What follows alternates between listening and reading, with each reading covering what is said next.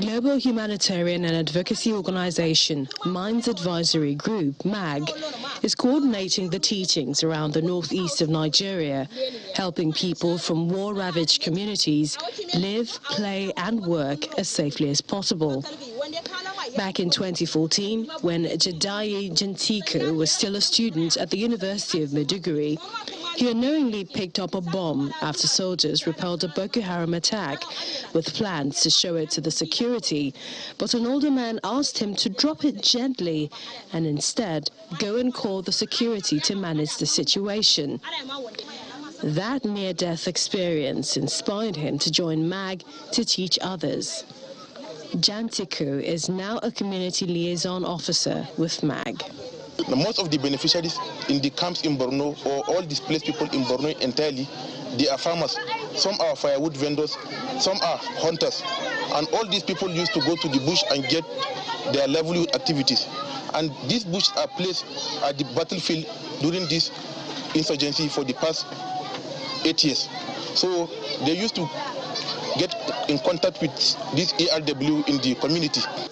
At this camp in Borno, northeast Nigeria, workers are teaching the people how to identify and avoid coming in contact with explosive devices. Using pictures, banners and other objects for simulation, they are taught to identify landmines, bombs and several other types of explosives and reach out to authorities for safe removal. For Umar Sani, Gubio camp has been his home for 8 years since he fled his village during a Boko Haram raid. He's been living here with his 2 wives and 17 children. He says though it is not safe for him to go back to the village, learning how to live a risk-free life will be a plus if they are finally evacuated. If we're to go back to our villages now, then I sincerely see it as a forced eviction. The reason is that we left our villages because of conflict and the problems are still there. MAG's contribution in this camp is that they gather us district by district and enlighten us on what to do or avoid when we eventually go back to our villages. The displaced persons in these communities, who are predominantly farmers and firewood sellers who wade through forests and bush paths, are taught not to touch these explosives when they sight them, but to reach out to authorities for action. Some of them don't used to know what these items are.